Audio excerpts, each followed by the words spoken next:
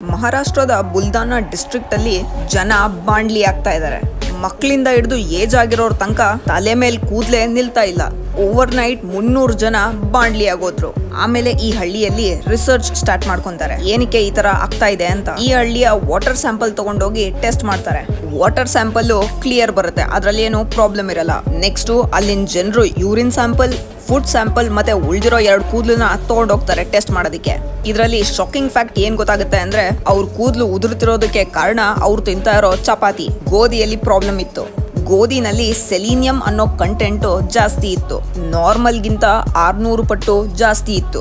ಸೆಲೀನಿಯಂ ಅನ್ನೋ ಕೆಮಿಕಲ್ ಏನಿದೆ ಇದು ಸಿಗೋದು ಮಣ್ಣಲ್ಲಿ. ನಾರ್ಮಲ್ ಆಗಿ ಬೆಳೆ ಬೆಳೆಯೋ ಮಣ್ಣಲ್ಲಿ ಈ ಸೆಲೀನಿಯಂ ಬರೀ 1 ಪಾಯಿಂಟ್ ಇರ್ಬೇಕಷ್ಟೇ.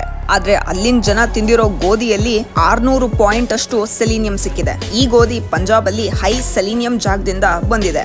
ಅದ್ರ ಮೇಲೆ ಯಾರು ಫುಡ್ ಚೆಕಿಂಗ್ ಕರೆಕ್ಟ್ ಆಗಿ ಮಾಡಿಲ್ಲ. ಇದಾಗಿರೋದು ರೀಸೆಂಟ್ ಆಗಿ January 2025 ಅಲ್ಲಿ. ಈಗ ಆ ಬ್ಯಾಚ್ ಗೋಧಿನ ಕಂಪ್ಲೀಟ್ ಆಗಿ ಬ್ಯಾನ್ ಮಾಡಿದ್ದಾರೆ.